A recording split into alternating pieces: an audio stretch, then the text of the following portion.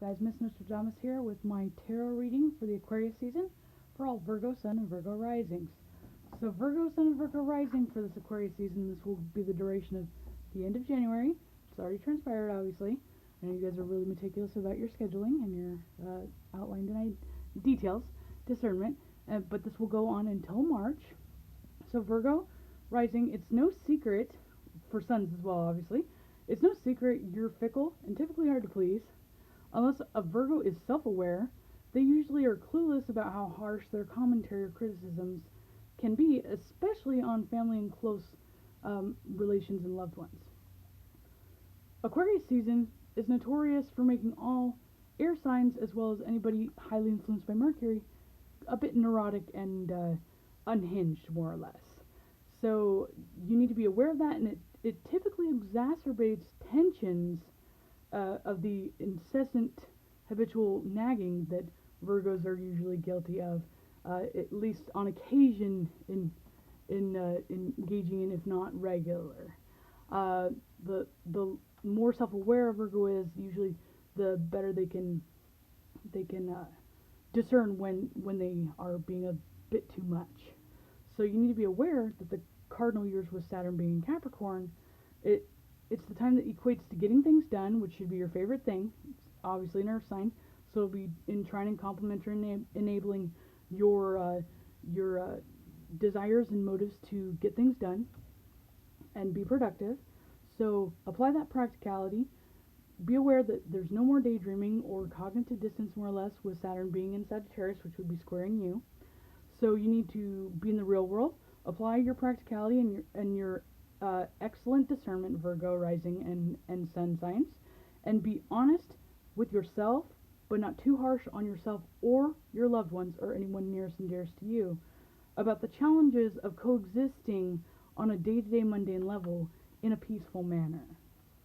So prudence and discernment and being realistic if you'd actually like to achieve some happiness, peace, or just in general cohesion and cooperation, you need to acknowledge and be aware that you're a little bit too overzealous with your discernment and your advice. A lot of Virgos don't actually realize and don't take it as when they're nagging or giving kind of constructive criticism, more or less.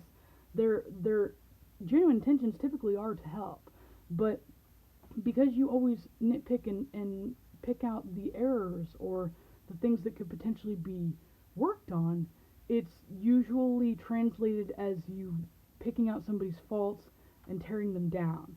So you could also do like the sandwich kind of complimentary thing and make sure that you're at least acknowledging potential positive things or benefits or things that you see that someone's doing. Or perhaps when you do give some sort of advice or nagging criticism, more or less, when you actually see some sort of positive reinforcement result of the behavior being changed or something like that, or the situation changing, take the time to actually acknowledge and be personal and genuine about it, that you are aware and you notice that they're making an effort and that you appreciate it. It'll reinforce and at least curb a little bit of the whole incessant nagging and you trying to make people feel bad. I'm not saying you do, but a lot of people take it that way. So I put up the blue cards, which is the reflection cards for the karma cards, and it's specifically Mercury and Taurus in the 12th house. So on a spiritual level, the awareness of resources to maintain your faith and your beliefs in general. Your constitution is important. So don't compromise who you are and your self-expression and completely shut down and not talk about this, because it's not a complete surrendering sort of thing that needs to happen. It just needs to be some sort of compromise and realistic perspective of that, and just needs to be like a cohesive kind of resolution with that. On a mental or psychological level, many thoughts about or from the practicality of hidden tendencies. So again, being self-aware is the key to having more peace and gaining more happiness in your life overall. And granted, remember, stress, and Aquarius season is notorious for stress. Stress is the number one killer, specifically with people that are heavily mercurial inclined, and it does have substantial repercussions with anxiety and all kinds of things, and it can impact your health. Virgo, you're well aware of that, ruling over the sixth house of health. On a physiological level, many words resulting from the productivity of large institutions or overwhelming events.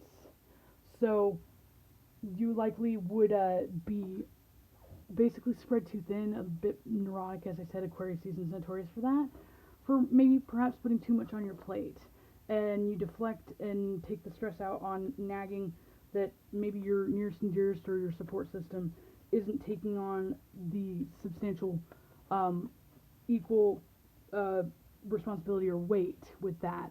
And again, just utilize your Virgo discernment and your great practical outlining skills, and just have a clear, like, sit down and have a thorough discussion about what all needs to be covered, what needs to be addressed, and delegate. And instead of ordering someone to do this and that, how about you say, I'm willing to do this, what are you willing to do? That sort of thing. So it looks like a cohesive effort, and that usually is more encouraging and positive to get more of a cohesive and group effort when it comes to something like that. Usually the person that seizes control, like a Plutonian signature, or even Virgo sometimes, or Capricorn even, who decides to delegate which goes where and how this will be with that. A lot of people are turned off by that, or just don't feel really emotionally invested or motivated to collaborate or cooperate and contribute if they don't feel like they actually have any say in it. So definitely be fair to everybody's feelings as well as perspective, and just work on your own self-awareness, Virgo. From my own personal experience, sometimes just randomly recording yourself on a recording device, just in nothing super private or anything, just in typical mundane interactions with people, and listen back to how you respond to people, or how you basically communicate with people, and it does give a huge eye-opener. I mean, I gained substantial amounts of self-awareness when I started doing a lot of live stream vlogs and stuff like that, and just listening to myself back. So that definitely helps. I'm highly mercurial inclined, so I can relate on that. So thank you, Virgo Sun and Virgo Rising, and have a good day.